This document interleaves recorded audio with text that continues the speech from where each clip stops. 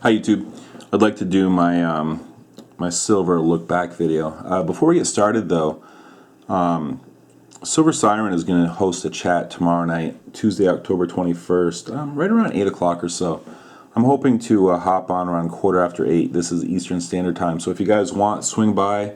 We'll talk a little silver, talk a little gold, maybe talk about the silver to gold ratio, talk about some current events, whatever you guys want to talk about. It'll basically be an open forum, so swing on by if you have the time. It was funny because somebody, I just watched a video, somebody was calling her a shill for hosting these chats, and I just kind of shook my head. I'm like, is this just silver and gold? I mean, is this just the way it is with silver and gold? Do people have a problem when classic car enthusiasts get together and talk about classic cars? Do people have a problem with that? Are you a shill for Ford if you want to talk about Ford Mustang? What about comic books? Do people have a problem when, when you're talking about the X-Men? Are you a shill for Marvel when you're talking about X-Men?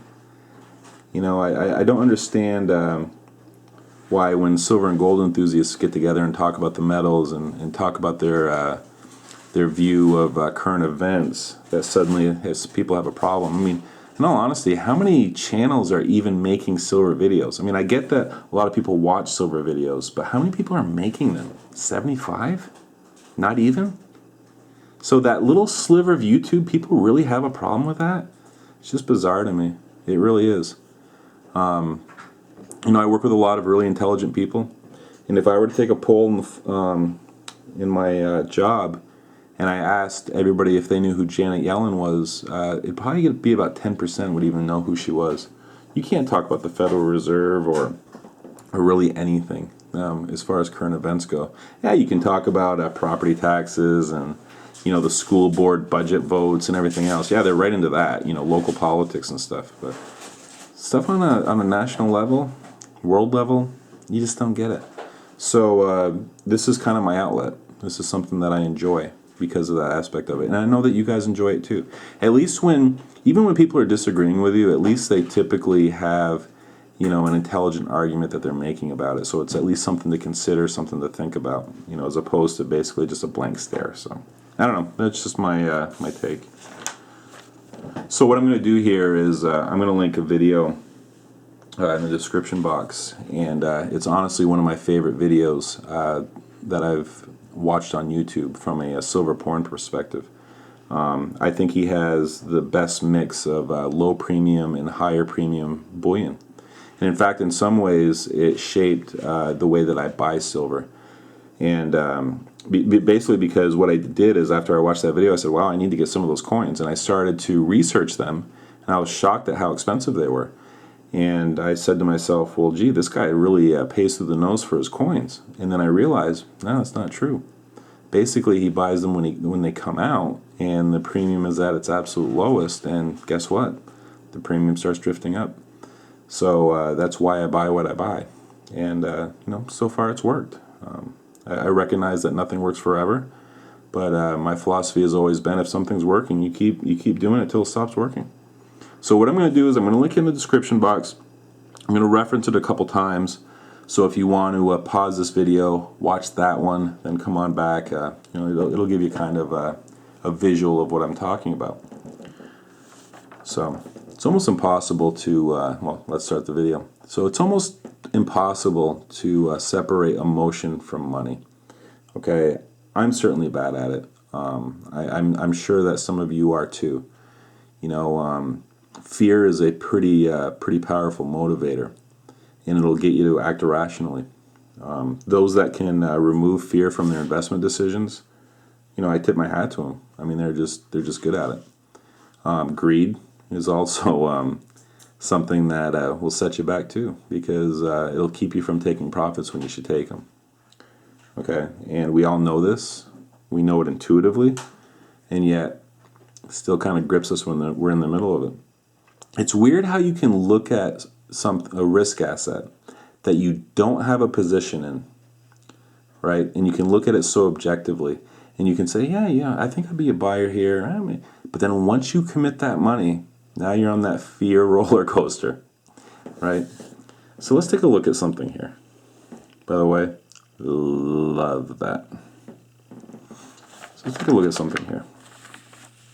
So obviously this is the silver chart from the year 2000 on. Now, one thing that we all know is that from the early 80s right through to 2004, if the silver chart was an EKG, they would have pronounced the patient dead, right? There was nothing going on. And then it started getting a little bit of life. And, some people credit the internet.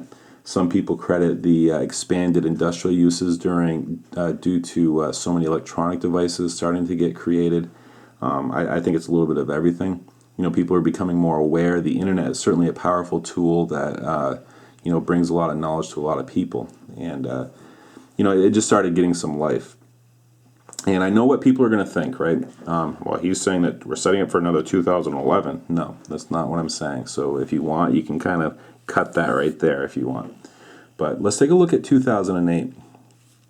Okay, if you look at that chart, it reached about $20 an ounce. Okay, in only a few months, and I recognize that this was during the financial crisis, but it went down to $8 an ounce. Okay, $8 to $9 an ounce in a very short period of time. If you think this was a rough ride down, this was just petrifying. Okay, but I want you to think about Gusevo 1's video. Okay, because he was stacking around this time frame. Okay, that's when the Kookaburra came out, the 2008 Kookaburra.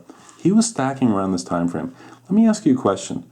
Okay, since we're basically almost flat from the peak here to over here, so you got to assume that he bought some around the peak.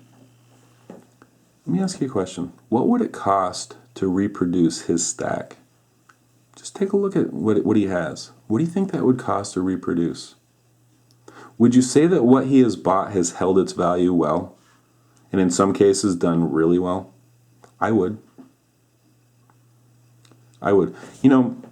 It's interesting how when you're stacking, if you stack for a 3 or 4 year period and somebody just kind of takes a quick look at your stack, it's amazing how you can tell, the time window that they stacked in, just because you start recognizing all these designs and, and you can kind of calculate the values in your head almost quickly because, I follow this stuff really closely, a lot of the modern designs. Now, so let me ask you another question. 2006, I know it doesn't look like much on this chart, but right here, that was a pretty sharp move down. If you took away all this stuff and just looked at that, that was a pretty harrowing move down too. Yet it consolidated and started moving forward again.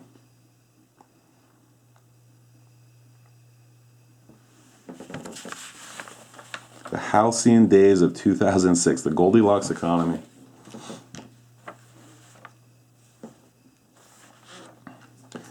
I also want you to think about 2008. It was kind of a dead lunar year, wasn't it? That was the year of the mouse. Think about it. Who's going to want to buy a year of the mouse coins? And I guarantee, I know that this design was well received, but I guarantee that there was some knucklehead on message board somewhere going, I can't stand it. Where, the Perthman's losing its fastball. I like the 2002 design. Everything's been downhill since. And yet here we are with one of the most iconic Kookaburra designs that they have. But as far as the lunar year, dead lunar year, does that ring a bell? A lot of people were saying here about this one. Go try to find some 2008 Year of the Mouse coins. For those of you that are trying to complete sets, you know how hard it is. Go try to find the 1/10 ounce gold coin. Go try to find any of the fractional gold coins. Go try to find the 1/2 ounce silver, or the 1 ounce series 1, or the 2 ounce. Pretty tough. Try to find the proofs. Ence Purdy, that's his thing, and he's having a real hard time finding those proofs. Can't find them. If you're holding that stuff, how would you be feeling about this price drop? Would it be bothering you that much? It wouldn't be bothering me. That's just why I stack what I stack. It's why I don't sweat these moves down, because I'm continuously looking at what I've built up, and I recognize it's almost like phase 2 of my plan. Okay, the first phase is you got to build up some inventory. You got to build up a stack. Okay? And then phase 2 is once you've you've been doing it for a couple of years and you have some different designs that have done well, it's time to basically take some profits and use that money to buy more metal.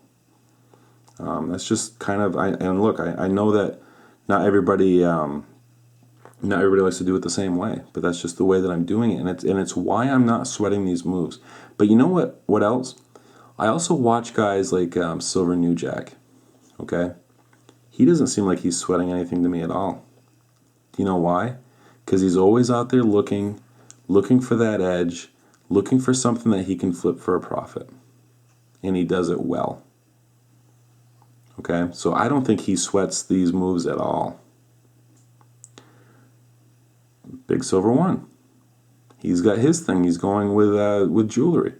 So he basically saves some jewelry from the refinery, and he basically knows what sterling hallmarks to look for, and he knows what will sell for a premium on eBay, and he's killing it. Does he seem like he's sweating any of these downward moves?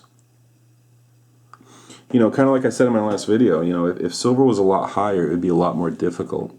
It'd be really difficult to be trying to find value here. And it would probably shape differently the way that most of us were buying. Tell you what, I feel pretty comfortable buying at these levels, especially what I buy, and recognizing that it's pretty hard to find some of these designs for a cheaper price than, $22 for the lunar coins. That was insane, and it's been a long time since you could find lunar coins for that price. So, all right, guys. So I see a lot of parallels to that 2006 to 2008 time frame. You know what? We had extreme volatility then. We had extreme moves down then. And you know what? Everything's been just fine. So I'm just going to keep doing what I'm doing.